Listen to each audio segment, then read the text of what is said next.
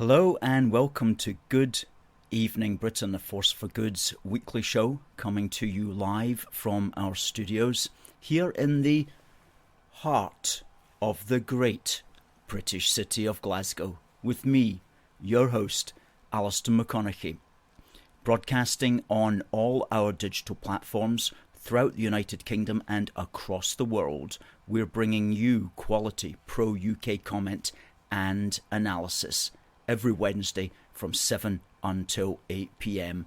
on our Facebook, our YouTube, our Twitter, and on our TikTok. And thank you to the folks who are coming in on all of those channels.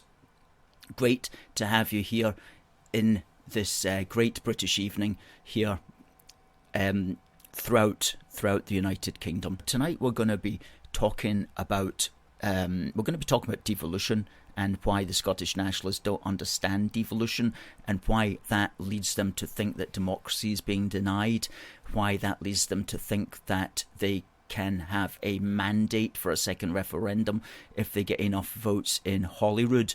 All of those misconceptions of reality are as a consequence of not properly understanding the devolutionary relationship. So we're going to get into that in some considerable depth tonight because we've written a big article which lays it all out for you. And I had a bit of an epiphany today, and I realised that's why the Scottish Nationalists believe that democracy is being denied, and that's why they believe that they can get a mandate in Holyrood. It's because they don't understand that Holyrood is British.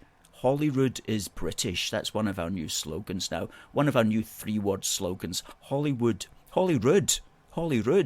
is British.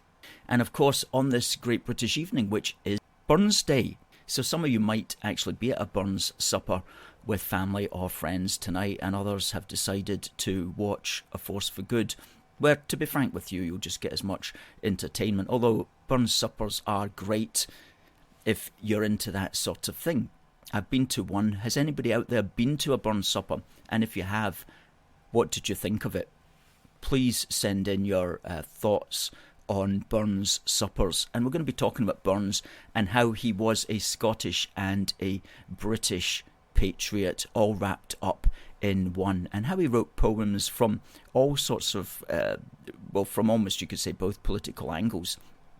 And he's very famous for one which we'll just put up here. We've got a Burns poem which we'll put on the screen, where he says, "Be Britons still to Britons true, among ourselves united, for never but by British hands shall British wrongs be righted." What a great sentiment for Burns Day. Be Britons still to Britain true, among ourselves united, for never but by British hands shall British wrongs be righted. And they need to tell Nicola Sturgeon that, because she thinks that it's the European Union that's going to right the British wrongs, but no, it's not. It's going to be the British people acting together who will sort things out. Okay. Ayot from Yorkshire says, a chat there. Jonesy says, if there was one thing you were to change in your life, what would it be? Well, that's a very interesting question directed to the world, and many people will have different views on that. The Scottish Nationalists claim that independence is the only way to stop Westminster overruling Scotland. Are they correct? Well, if Scotland was independent, of course, you wouldn't have a British Parliament telling you what to do. But the point of unionism is the British Parliament is there to speak for all of Britain as one. And those of us who love the nation of Britain want it to stay together and want it to be politically represented through our collective central British Parliament. Harry says, even though he's in the south of England, at his residential home, they do stuff for Burns Day. I think that's wonderful, isn't it? It is wonderful, and that's an interesting thing. I've noticed that there's a lot of people, various clubs in England who do celebrate Burns Day, and here in Scotland, I'm not aware of any Scottish clubs that celebrate English poets on that kind of basis. That's interesting, isn't it? That was good to know. It's good to know that Burns is celebrated down there in the south of England. Becky says that she's not having a Burns supper, but she's having some naffy tea. The naffy tea which she won in a competition a couple of weeks ago. And well, let's talk some serious stuff here about the Scottish National Party and the extent to which their anti-fossil fuel agenda should be an open goal for us pro-UK, pro-British Unionists, because it's Scotland's oil used to be the big selling point for the SNP, but now they don't care about Scotland's oil. In fact, they want to abandon Scotland's oil. Well, who's there to pick up that banner after the Scottish National Party dropped it? Nobody at the moment, really. But it's an open goal. It's an absolute open goal for the first pro-UK party that comes forward and says, let's reinvest in in the North Sea and in fossil fuels around the Scottish coast. That's an open goal for unionism. So let's score that particular goal. And this was brought home to me when I read this article. Sturgeon's plan to leave millions of barrels of oil untapped. That's from this month, last week, in the Telegraph. A new draft energy strategy published yesterday backed a presumption against exploration for new offshore reserves and officially ditched support of unlimited extraction, claiming it was not compatible with climate ambitions. Absolutely awful. Absolutely awful. And just to make us even colder, the document also confirms opposition to new nuclear power stations, which the Scottish government has the power to block. Imagine that. Imagine devolving power to Holyrood, and during that devolution of power, you give them power over nuclear power stations. The Labour Party at the time must have been utterly mad to do that. Utterly mad. Such energy, such an important British national power. All of the United Kingdom depends upon all of the resources throughout the United Kingdom being fully exploited for our energy. And yet, the original devolutionary so-called settlement gave the SNP power to block nuclear power stations. Unbelievable. Unbelievable. Just shows the absolute lack of thought that went into that. I'd like to know the people who actually wrote that, and I'd actually like to line them up and question them on what were they thinking when they allowed that kind of power to be devolved to Holyrood. Did they not realise it would imperil all of Britain down the line? If you prevent the Scottish National Party exploiting the resources of Scotland for power, if you're going to prevent them doing that, that's you're allowing them to hurt all of the United Kingdom. Unbelievable. Anyway, it gets worse. PM accuses Sturgeon of abandoning the North Sea. Well, quite rightly. Rishi Sunak said curtailing further exploration in the North Sea would backfire on the environment by increasing the amount of oil and gas that would have to be imported, with more than double the carbon footprint. That's, of course, another thing. If you even believe in all that climate stuff, which I personally don't, but if you even believe in that, then obviously it's going to be more problematic to actually import the oil and gas, which you need, which we will need for years and years yet, because the idea of being able to supply all our needs through simply so-called renewables, we're so far off that. That it's going to take years and years and years before that's ever going to be physically possible. Stephen Flynn, the SNP's new Westminster leader, also backed a presumption against new exploration. Surprise, surprise. Despite thousands of constituents in his Aberdeen South seat being employed in the industry. What a plonker. What a plonker. But as I say, that's an open goal for the British government or even the Labour Party. If they wanted to exploit that, they could really kick the SNP into touch on those kind of matters, and perhaps they will do.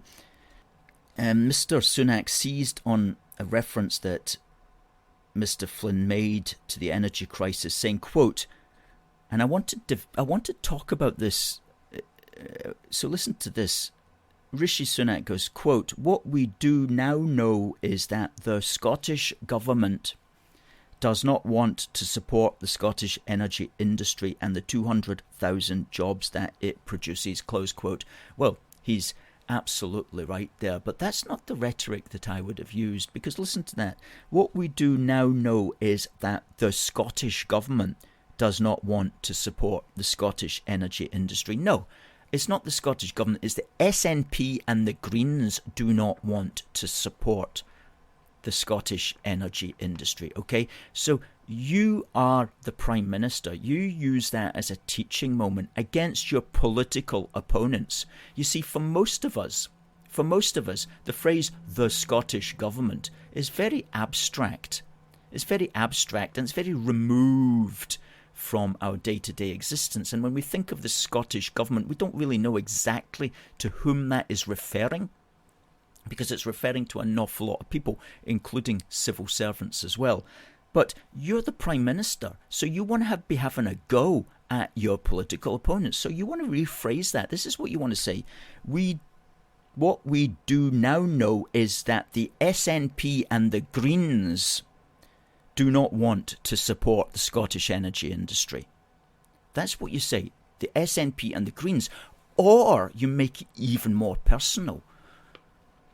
What we do now know is that Nicola Sturgeon and the SNP and Patrick Harvie and the Scottish Greens do not want to support the Scottish energy industry. That's what you do. You nail it down personal, because politics is about the personal.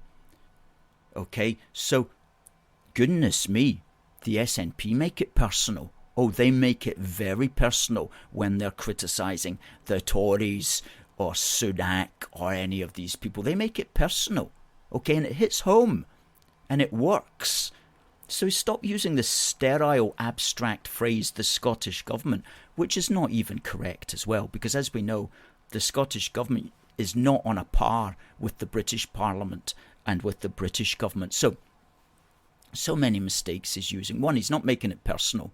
He's using this abstract phrase called the Scottish government. Number two, he's putting subliminally, subconsciously into our heads the idea that this thing called the Scottish government is somehow on a par with the British government, which is not.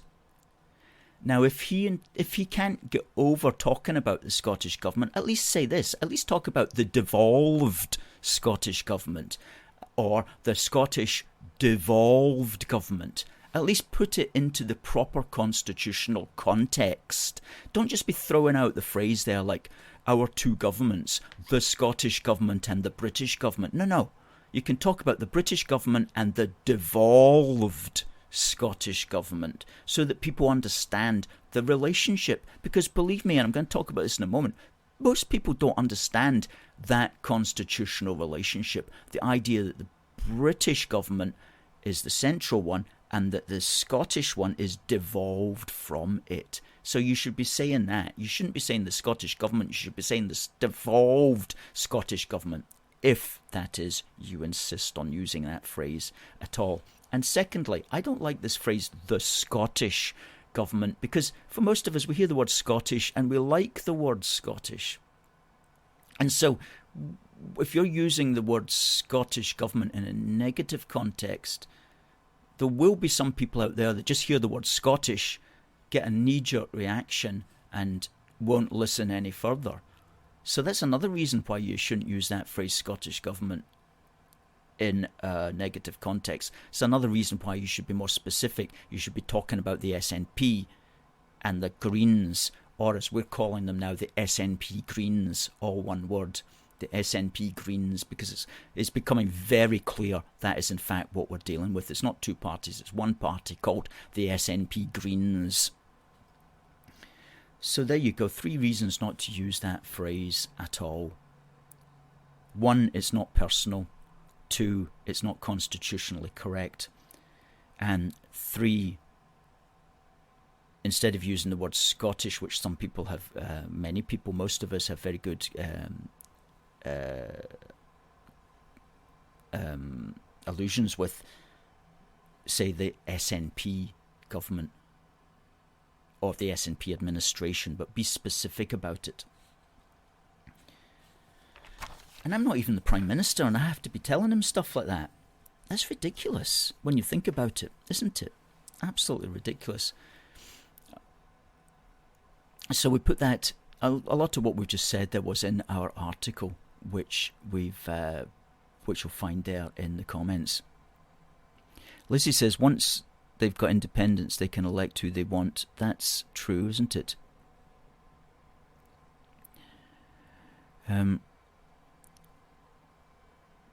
Looking at other comments. Hi to Kenny. As Harvey says, Burns is a British tradition as well as a Scottish one. That's true. Ryan wishes everybody a happy Burns night to all Unionist kinsmen. That's a good phrase. Unionist kinsmen. Graham Brondon says, you do realise not everyone that wants independence actually supports the SNP. That's correct. That's why we call them the SNPGreens, because the Greens want it as well. And of course there's also the Alba Party, which is a small breakaway from the SNP. But I think my point is fairly clear about what we're saying here. As Paul says, Westminster and the Supreme Court overruling the SNP is exactly what the majority voted for in 2014. That's correct. It's Sturgeon that's opposing democracy. And Adam also fires in with the oil. Scotland's oil is Britain's oil. Absolutely. You know, we Unionists, we believe in sharing our resources.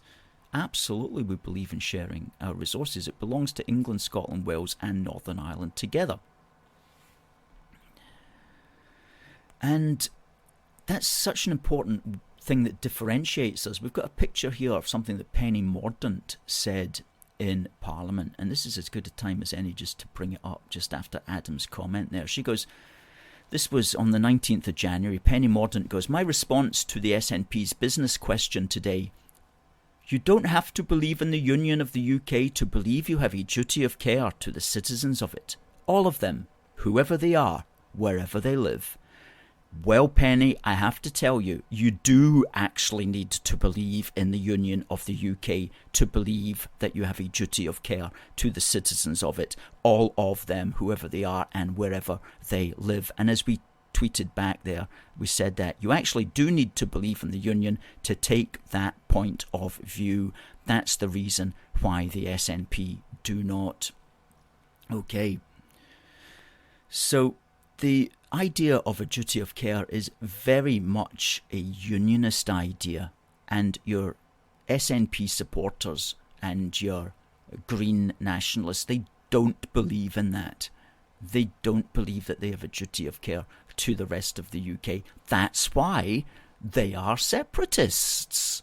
Okay, so Penny, great girl, says a lot of good stuff, but you've got to understand the nature of who you're dealing with, Penny, and hopefully you might come to understand that crucial element of unionism, which is the duty of care that we have to everybody throughout our islands. And that duty of care is not felt by the Scottish nationalists, the SNP supporters and the Greens, as we're trying to be more specific now in calling them. Yes, I wanted to, what's the time? Well, it's the bottom of the hour, so let's have our On This Day in British History Matters. On this day in British history, because we don't know where we're going if we don't know where we've been. And if we don't know where we've been, then we don't know where we are. So today, 25th of January, is the birthday of course, Robert Burns, who was born in 1759 in Alloway, in the great British county of Ayrshire. And he died in 1796. But he was, of course, an amazing poet, and there's nothing I can say that will bring him back. But what I want to bring back is his unionism, of course. And we've already put up that little poem, but let's put it up again and let's read it out again, because it really is a cracker. And it's from a poem which is sometimes called "Does Haughty Gaul Invasion Threat?"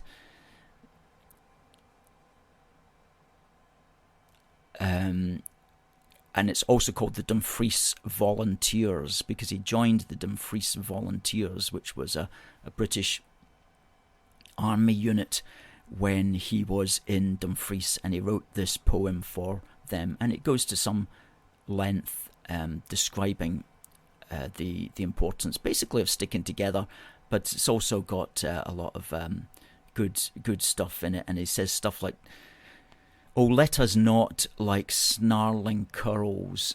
Oh, let us not like snarling curs in wrangling be divided." And he's talking, of course, about the British people themselves. They shouldn't be fighting like snarling dogs, but rather we should be united, because it is only by being united that our wrongs can be righted. Fantastic stuff. Fantastic stuff. Okay. And he also made one or two comments about the British Constitution as well. And we've got a picture here, a graphic of a statue where he goes, "I look upon the British Constitution to be the most glorious on earth, or that perhaps the wit of man can frame." That's some praise. The most glorious on earth, or that perhaps the wit of man can frame. That's the British Constitution as far as Robert Burns was concerned, and he wrote that in a letter on the 5th of January 1793.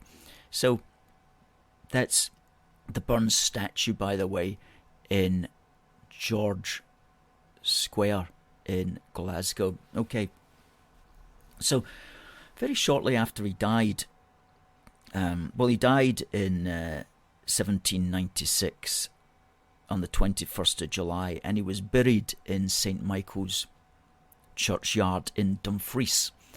And he was originally buried in a picture here that we've got of his burial place. There's the site of the original grave of Robert Burns in St Michael's churchyard in Dumfries. But somebody must have thought, we're going to dig him up and put him into something grander, because there's a mausoleum now in St Michael's churchyard. There it is there, which presumably stands over the body of Robert Burns. So has anybody ever visited that in Dumfries? I might check in on that next time I'm down there. Good. So the first Burns supper was held in 1801 by friends of his. So that was like 5 years after he died, thereabouts, 4 or 5 years after he died. And it's been a regular occurrence ever since. And it's gone, of course, worldwide. And the first Burns Club was started in Greenock in that same year, 1801. And ever since then, the world has been remembering him. And there won't be many people who are remembered in that way, year on, year out, on a certain day, where people join to drink and eat and remember him. So quite remarkable. That was on this day Robert Burns was born in 1759 in Alloway. And we put up an article, The Britishness of Robert Burns. We wrote that probably about 10 years ago, and you'll find the link in the comment thread there. Marcus says, "Evening, Alistair. Scottish nationalists have no idea how lucky they are. They have more media coverage and bias on their side, yet claim to be oppressed. Yet Britain was never under Napoleon or Hitler or communist dictatorship. The only oppression is under Sturgeon's rule, and they don't realise it." That's right, we're certainly not oppressed in any way in the United Kingdom. Thank goodness. Well, although don't get me wrong, there are people who have got designs over us to try to oppress us, so we've got to be very careful of that. I was at a meeting on Monday night, may as well mention this. It was a meet-up by an organisation called the UK Column, and they had a meet-up in Motherwell, of all places, and would you believe, I counted, as I always do, 120 people there. 120 people. And the theme of the night was, in fact, the extent to which things like the surveillance state is creeping in on us, and not just in the United Kingdom, but throughout the Western world, as well as other strange things that are being put upon us, how control of the media is getting tighter, as it appears to be, certainly on certain key issues which can't even be talked about, otherwise they'd take this YouTube video down. So, we are, in that sense, we are under the thumb of powers that be. But as far as straight oppression, as far as Nicola Sturgeon is concerned, of course, it's a different matter, isn't it? But what came out of that is that one of the people there, one of the speakers, David Scott, is going to be appearing on our show. We're going to be interviewing him probably in about a fortnight or thereabouts. We'll see. Looking forward to that. He's been on the show before, actually. One of the very first people we ever interviewed about 2 years ago. So looking forward to interviewing him again from the UK Column. Yes, Becky makes a good point that the SNPGreens think that the Scottish so-called government is Holyrood, and that Westminster is the English government. And so when the Westminster overrules Scotland, they think it's England is somehow overruling Scotland. That's not correct. It's the British Parliament. Westminster is the UK Parliament and government, and Holyrood is the Scottish administration. The UK government has every right to overrule bad decisions that will affect the people of the rest of the United Kingdom. Absolutely, try explaining that to them. Well, I will try to explain that to them right now. Now, this was brought home to me when I read an issue of The National from a few days ago, and there's somebody rabbiting on here, a full frontal attack on our democracy. They're referring, of course, to the GRR bill that got overthrown by the Westminster Parliament. Somebody rabbiting on here about how Holyrood could get a mandate at the next Scottish election and so on. And I'm thinking, what is it that these folk, misguided folk, don't understand? Why is it they think things like that? And I've come to this epiphany today, that is, they don't understand that Holyrood is British. Holyrood is a creation of the British Parliament. Okay, if you think of the British Parliament as the body, then Holyrood, or any devolved assembly, is an arm of that body. Okay, so Holyrood is a British creation, is a British institution and it's part of the British state. And the idea was that it would actually help to somehow strengthen the bonds of that British state. So it was set up, and it does remain today. Although we often don't think of it like this, it is a British established institution. It is itself an arm of the British state. And so it is quite correct to say that Holyrood is British. It's not a separate Scottish institution set up by an independent Scottish state. And I think this is the key reason that Scottish nationalists and Greens don't conceive of that. And I'm not blaming them for that, because since Holyrood got set up in 1999, there has been no attempt to explain the correct constitutional relationship. No attempt to explain it whatsoever.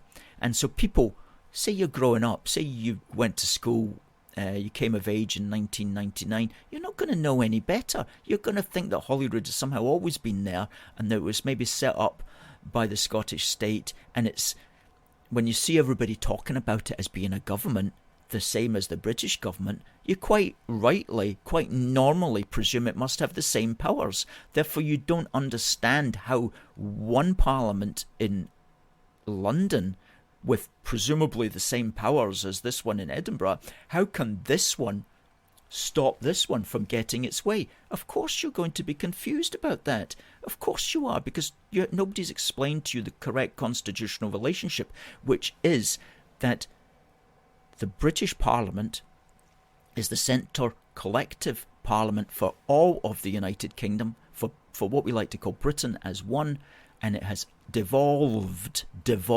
arms of that parliament, of that body.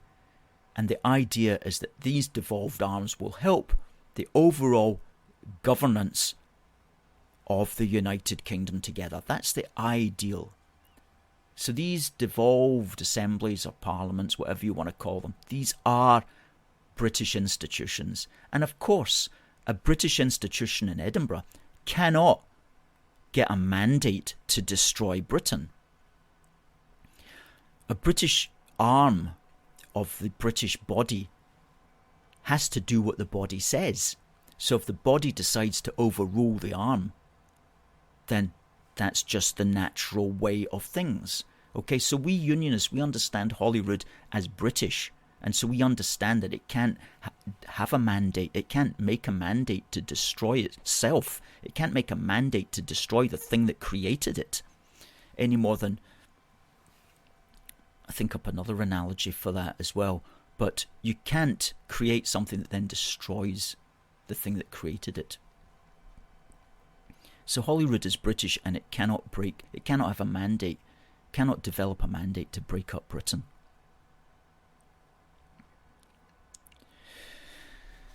I'll write a wee article about that this weekend and just put that out there, because it needs to be said again and again and again. There needs to be more effort to explain and understand the correct constitutional relationship.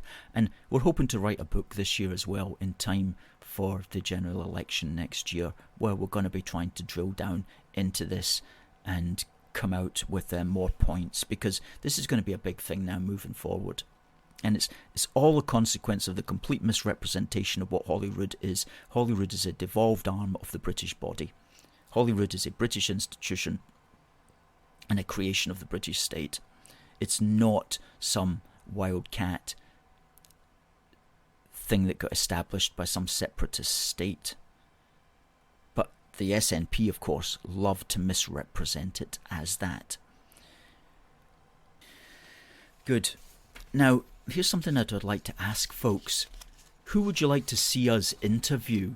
Okay, who would you like to see us interview? Because we're going to try to interview some new folk this year. Maybe some of you would like to be interviewed on the show. If you would, please contact us at that email, and we'd love to talk to you about it. But who else would you like to see us interview? Marcus says, when have we ever had a good First Minister?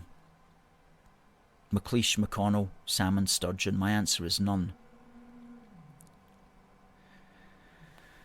The only time when you might say that devolution kind of worked in the way that it was meant to work was when we had a Labour administration at Holyrood and a Labour government at Westminster.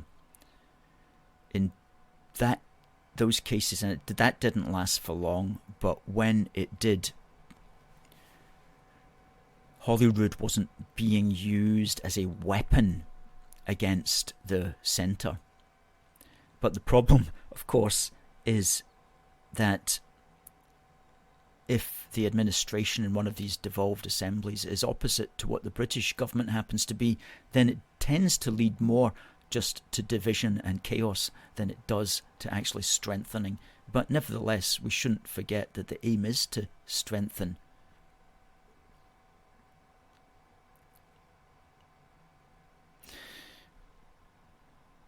Well, Mark Donald says, the Selkirk grace.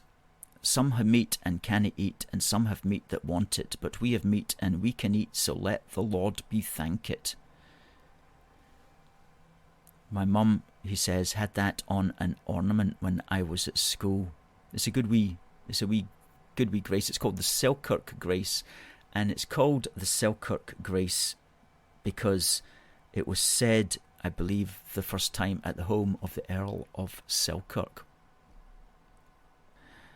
Double O Mo says that the Prime Minister should say that his government, Her Majesty's government, His Majesty's government has come to the realisation that the Scottish Executive has developed a delusional understanding of the institutions and authority which facilitates and secures it.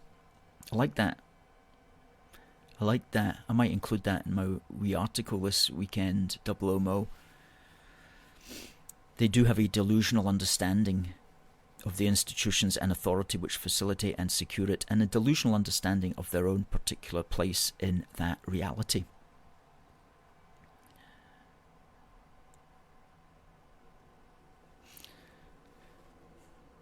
Adam says that he wants to put on record that we actually live in a nation of unions.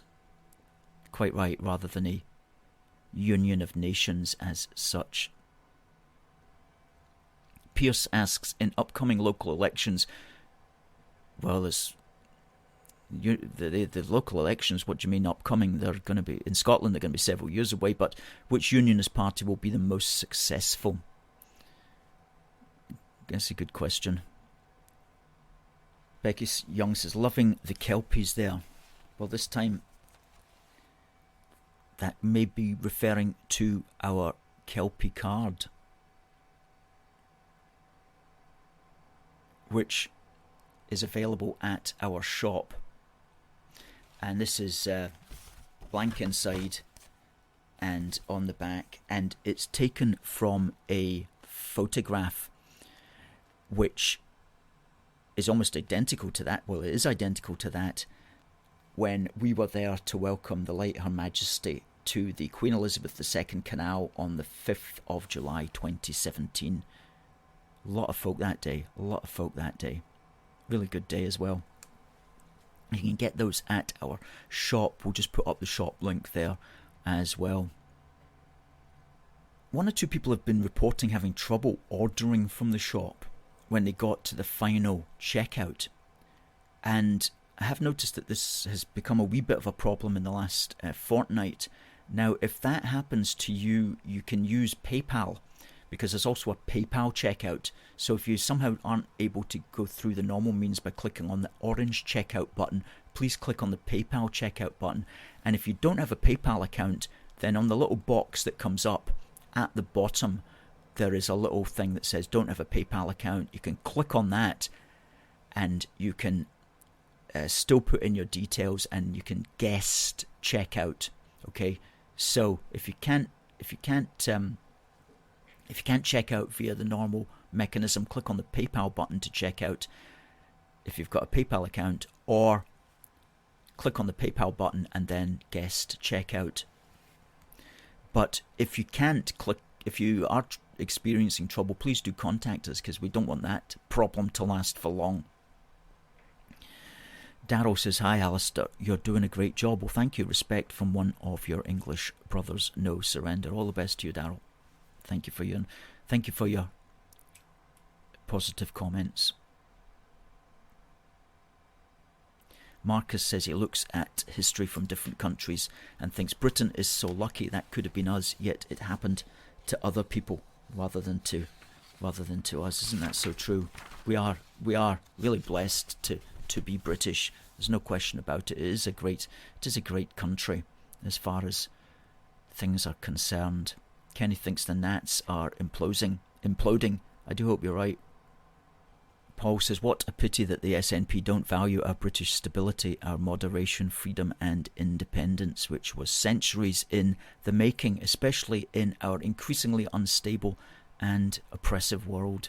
Well, it's our job, Paul, to try to help those of us who can appreciate it and who are there waiting to appreciate it, and I do believe that there are enough out there who at the moment just haven't heard and haven't considered those sorts of things that you've been pointing out, because the history of Britain is such an amazing thing. And we're not going to be broadcasting next week because I have to take 10 days off to research the next issue of Union Heart, which is going to be a tribute to the Union of the Crowns, this is the 420th year of it, which was when the Scots King James VI also became the King of England. And in order to do what I want for this particular magazine, I've had to buy a couple of really very expensive old books, and one of them I've got here right now. It's called The Union of England and Scotland, 1603 to 1608 by Bruce Galloway, and this wasn't particularly cheap. I found it on the internet, but it's got, what an amazing book. It's got that 5-year period. The Union of the Crowns was 1603, but for the next 5 years, James the King really tried to promote a political union. Now, it wasn't successful because the people in Scotland and especially in England were not ready to hear that. But what I'm learning in this amazing book is the extent to which he really put the concept of Britain as a political unit on the table in a way that had never been done before. And so a lot of the people in England, and Francis Bacon especially, and people in Scotland were wrestling with the idea because it was new to them. So he really brought this in a political way to them. And even though he was not successful in politically uniting the Isles, he certainly did so. Just so much in here to bring out, so much to bring out in a way that is really going to be quite remarkable. And I'm going to be able to do so. It goes, for example, it talks about James's attempts to, quote, instill peace, order and brotherhood into his two peoples, to reconcile their commercial and economic systems, and establish a mixture of English and Scots at court. So he attempted to do all of these things, and some of which he certainly managed in a small way, but he's not been properly understood, and the coming together of Britain in that way during that period is also something that needs to be brought out, because it's absolutely fascinating, and it is where unionism really starts to be put on the table as a political concept. Although they didn't have the ism words for it back then, that's exactly what it was all about.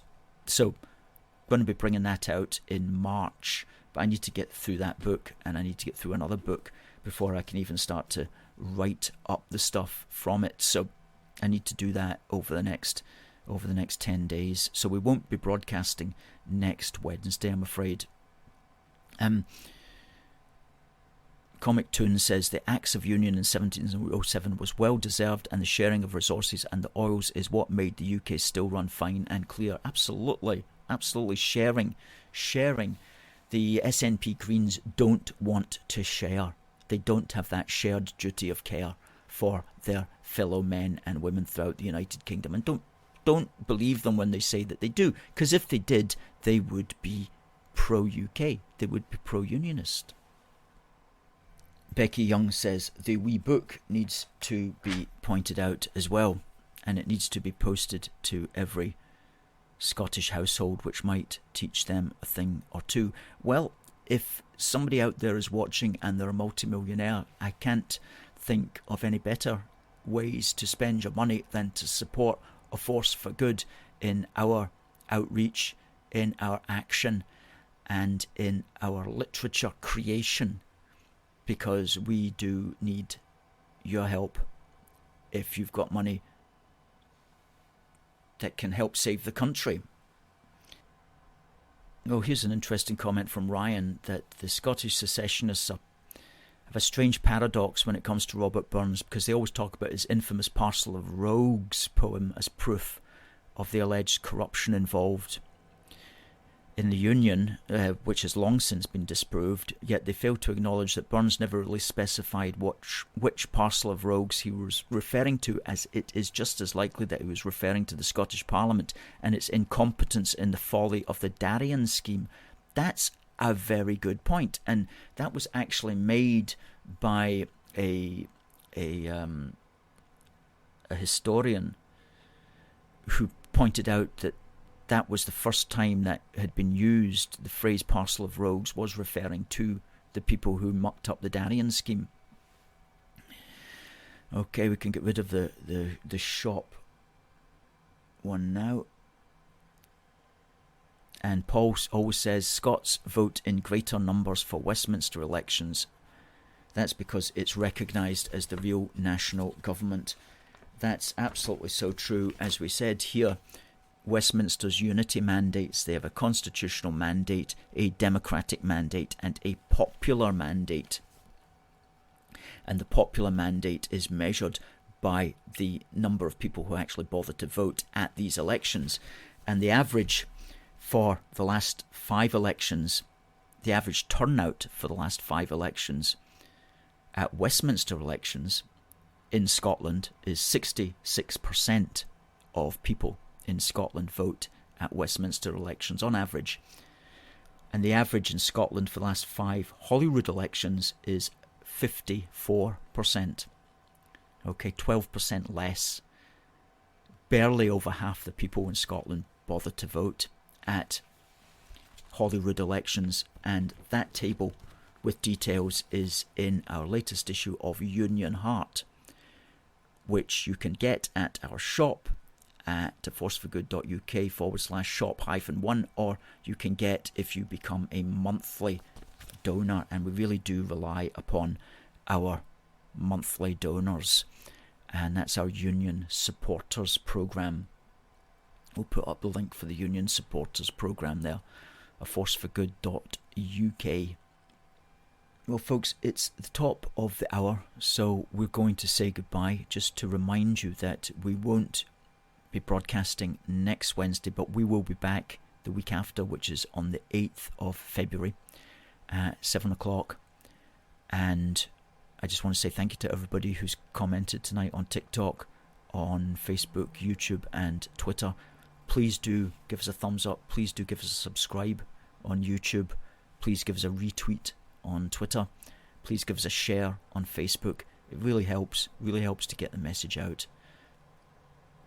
Okay, folks. Stuart says thanks again. Going to check out UK Column. Harvey says thanks for tonight. See you next time. See you next time, Harvey. See you next time also, Becky. Okay. So it just remains for me to say, God bless the United Kingdom and God save the King. See you next time.